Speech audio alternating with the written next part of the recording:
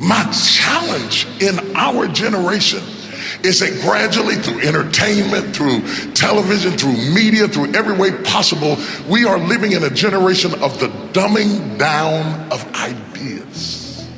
Because we have traded effectiveness for busyness. Statistics say, yeah, somebody ought to clap on that. We are busier than any other generation we have seen in the last 300 to 400 years. We are so busy. We are busier than a one-arm wallpaper hanger. We're just busy. You'll get it later. Don't worry about it. It'll hit you in a minute. We are just as busy as we can be, and we think because we're busy, we're effective. But I want you to challenge your schedule for a minute and ask yourself, are you really being effective? Or is your life cluttered with all kinds of stuff that demands you and drains you and taxes you and stops you from being your highest and best self? And are you substituting busyness and all the chaos that goes along with busyness from being effective? Let me tell you, a bunch of scientists got together and they began to do some research, and they begin to determine that 80% of the things we do are busy things that we do in an area that is not effective. That the average person only spends 20% of their time doing the thing that they are really gifted at, created at, passionate about, excited to do, and the rest of it is all the dismal, dumb stuff that we all have to do in order to survive. Just crazy stuff that we're doing. Wonder what would happen if we would go from doing 80% of things that are busy but not effective and 20% of the things that are really effective if we would switch those numbers around and only give 20% of our time to the things that we have to do and 80% of our time to the thing that we were created to do.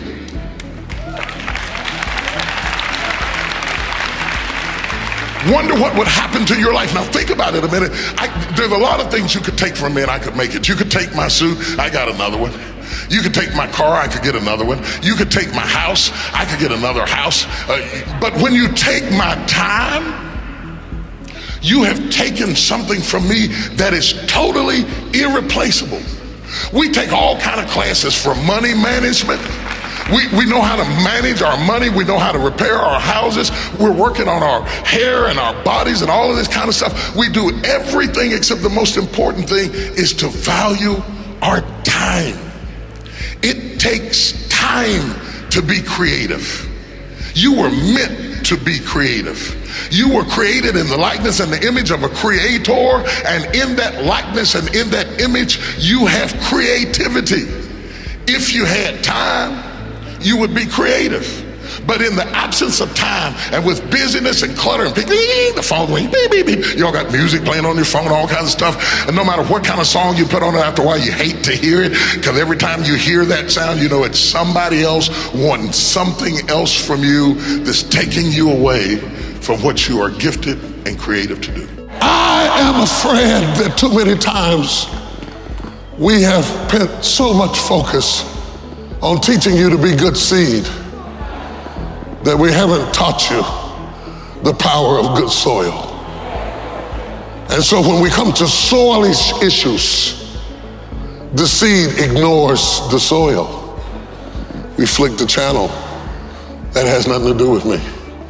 We close our eyes because we have been taught to be good seed, but we have not been taught to pay attention to soil. And yet the Bible is clear.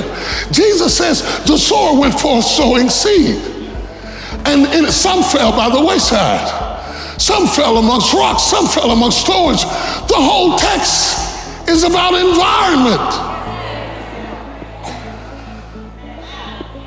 Look at you and look at your environment.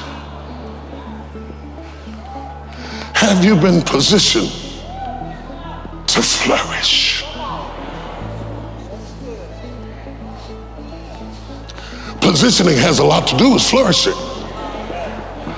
To be in an environment, in a family that supports you. My sister and I were talking the other day.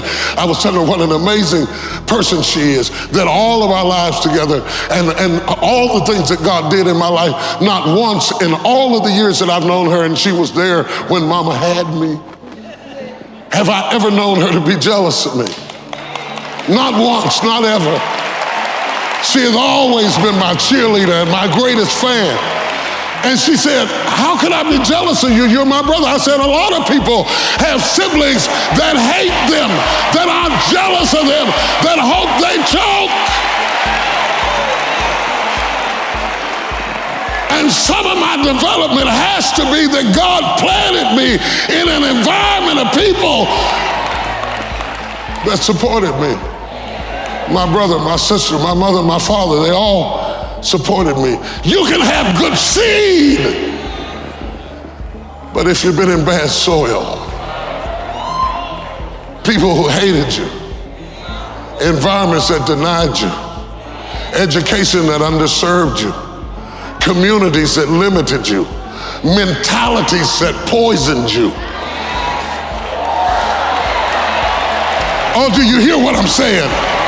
If your soil wasn't right, it doesn't mean that you're not right, but if your soil wasn't right, it's going to affect how you root and how you grow. And you might grow a little bit. The Bible says you can grow for a while, but then the thorns will choke you out, or the rocks will not have enough soil for your roots to grow. Are you blaming God for something you ought to be blaming the soil for? You cannot take a peach seed and plant it in a teaspoon of dirt and expect it to grow. Though the teaspoon of the dirt is the same size as the peach seed, it will not grow. The seed will only grow when it is planted in something bigger than itself. And I want to know, where are you planted this morning? Are you planted in something bigger than you? Or have you always been planted in teacups, surrounded by little dirt, little resources, small-minded people, narrow, limited places that never let you stretch to reach your capacity? Sometimes you gotta go where the corn is. Listen clearly. I want to pronounce a benediction on every grieving, weeping, depressed, lonely, frustrated, tired spirit. Your period of mourning is over.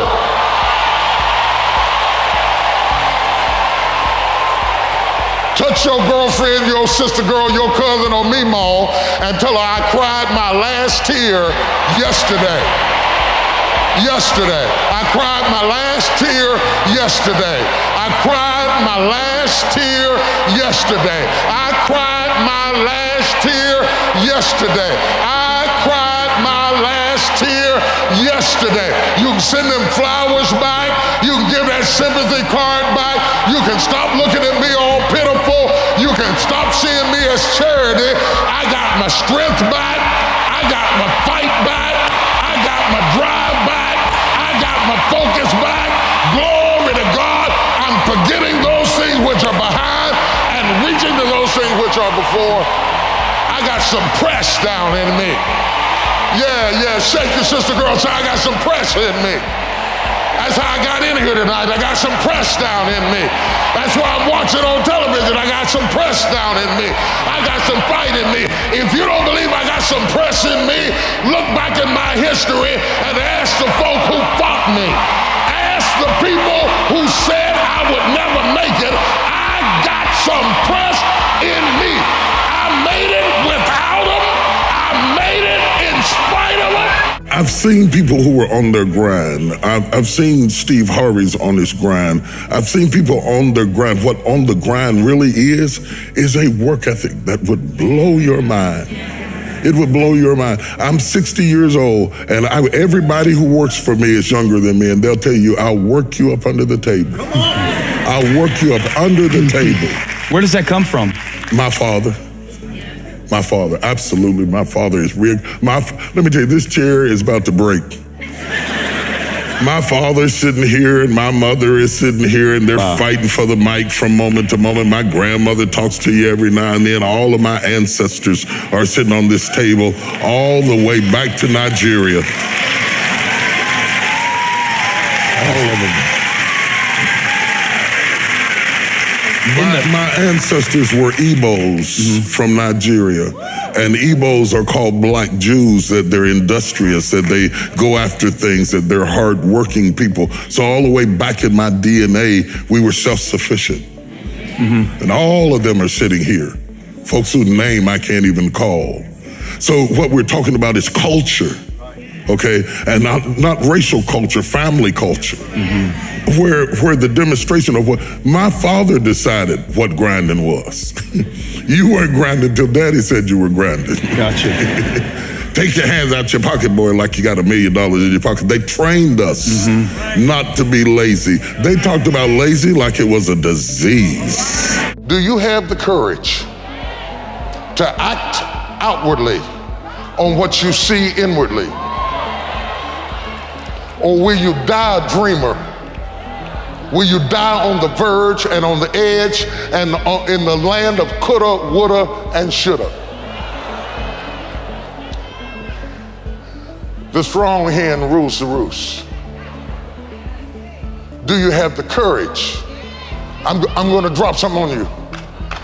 It takes courage to be successful. It is far easier not to be successful. Misery will always have company. Success breeds contempt. If you don't want to make waves, be mediocre. Be normal and fit in. And if you're more concerned about people than you are God, then neutralize everything He put in you. Just fit in with everybody else. Dress like them, walk like them, act like them, eat like them, go where they go, think like they think, do what they do. And once you've neutralized your uniqueness, you don't need courage. It takes courage to be different. It takes courage to go where you've never gone before.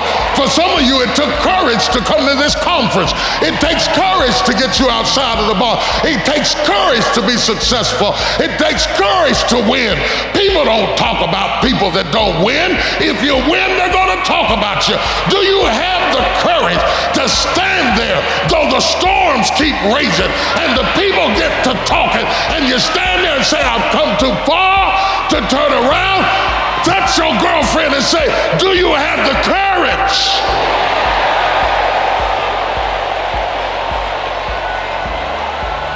I'm going to say something to you. It takes courage to be exceptional. It takes courage to be wise. It takes courage to be rich. It takes courage to be educated. It takes courage to be knowledgeable. Because the moment you do, but you don't talk like you forgot where you came from. Look at you, it takes courage. And I'm just wondering, in this weak, watered down, mediocre society that we live in today, in this reality TV world we live in today, I'm wondering if there's anybody left that's got the courage to say, after all I've been through, and all my ancestors have been through, and all my parents have been through, I didn't come through all of that just to fit in with normalcy. I have the courage to go after my dream. What is something you'd suggest to add to our daily routine to empower ourselves? Quiet. We're too busy. We are so busy that we don't notice that we're not productive.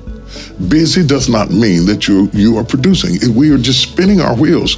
And the great thinking and progress that we've made in this country, steam engines, telephones, automobiles, all types of things, spacecrafts, were done by people who had moments to think.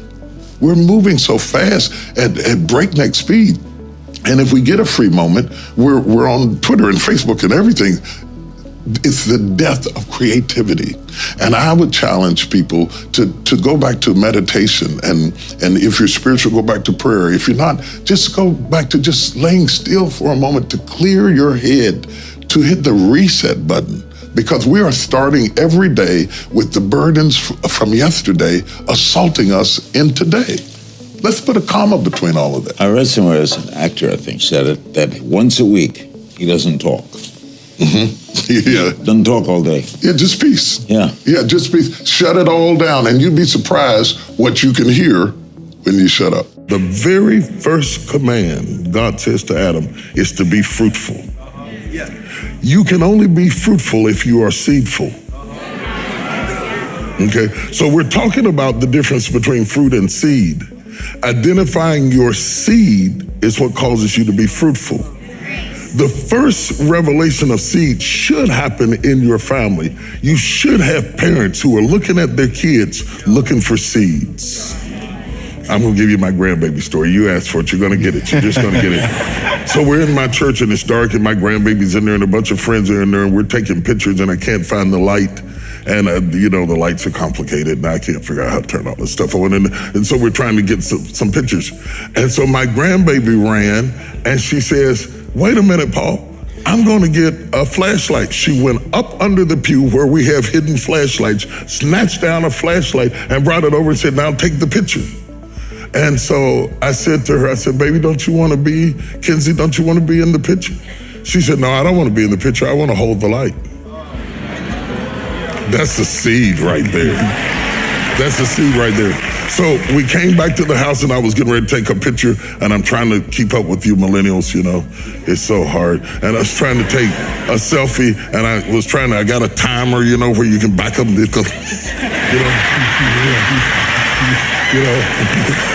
If you follow me on Instagram, you know this is true. And so I couldn't get my phone to sit up. And she went and got some books and propped it up. And I told my daughter, I said, put her in leadership classes, put her in management classes. She's a problem solver. That starts early. Stuck in what people expect. Right. And we never find out who we are because we're living somebody else's dream.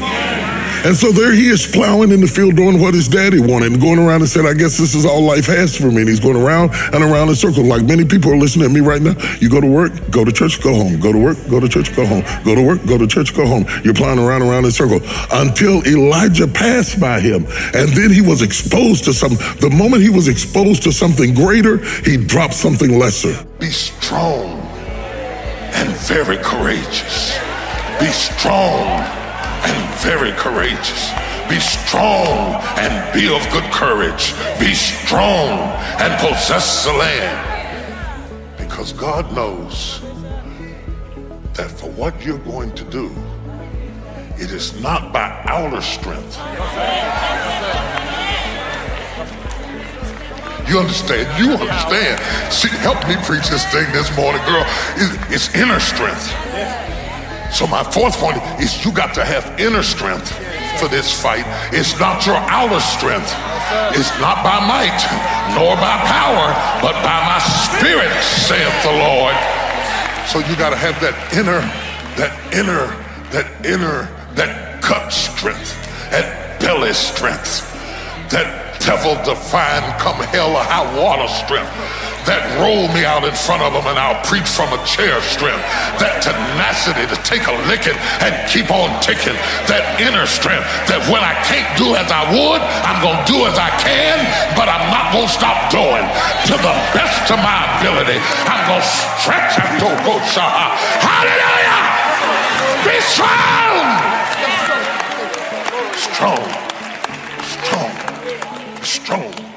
Strong. If you didn't get a good job, you have to create a good job. Come on. Yeah, you have to create a job. Yeah. You have to carve out a niche in the earth for yourself and be creative. You must realize that we were created by a creator who created us in his likeness and in his image. And if our creator is a creator, then I have to be creative. Somewhere down inside of every single solitary person in this room is creativity, whether you tap into it or not. We were not meant to follow a marching band and follow it behind other people's creativity and not discover our own. You have creativity, you have passion, and you have purpose, and giving people the freedom and the wherewithal to build that. I suddenly realized when I sat down to write this book that everything I ever experienced, I had to build from the ground up. I never inherited anything. I mean, my father gave me a watch and and I appreciate it. And you know, my parents weren't so much into what they left to you, but they were masterful at what they left in you. The stuff you've been through, don't pay it any attention. It is just a sign that the baby is coming. You're on the verge of birthing. You're on the verge of birthing. You're on the verge of birthing. You're about to give birth. I want you to touch everybody you can reach and tell them the baby is coming. The baby is coming. The baby is coming. The baby is coming. The baby is coming. The baby is coming. The baby is coming. The baby is coming. You don't want to leave me now. The baby is coming. You don't want to walk out on me now. The baby is coming. I haven't had my best idea yet. I haven't had my most creative moment yet. I haven't produced my dream yet. I don't care whether you're 30, 40, 50, 60, 70. There's something down inside of you that's still kicking inside of you that wants to get out, and it wants to live.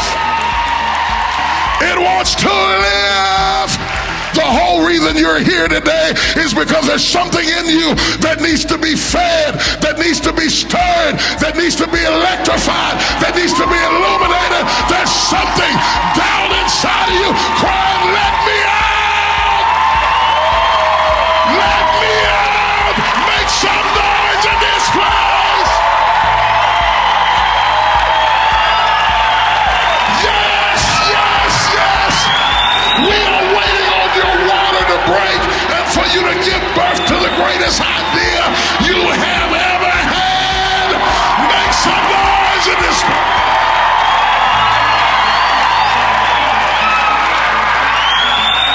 Anybody who left you is going to miss it. They're going to miss it. They're going to miss the greatest part of you, the greatest part of your destiny, the greatest part of your creativity. It took everything you went through yesterday to get you ready for what you are about to do today. You are standing on the verge of a great awakening, or you wouldn't be here. If I'm talking to you, make some noise in this place.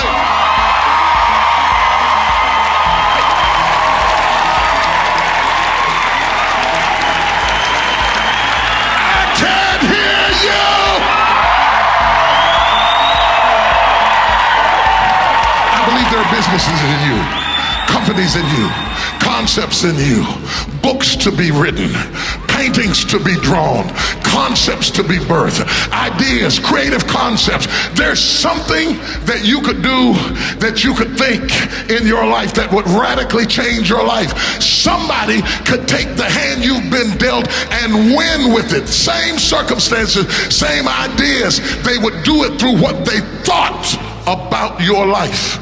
But we don't need somebody, because we got you. We got you. You're the one. You are the one.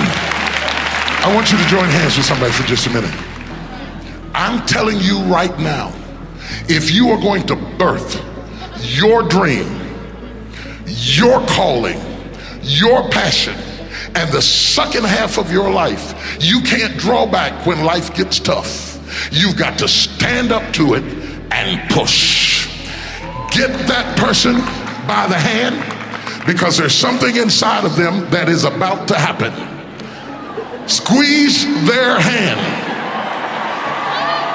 And when I count to 3, I want every man and every woman that's got a concept, that's got an idea, I want you to push with all of your might until dreams and concepts and ideas start to birth out of you in the middle of the night. You're going to need pens and pads by your bed tonight, because you're going to have to get up in the middle of the night and start writing down all the stuff that's going to start coming out of your spirit when this day is ready. Are you ready?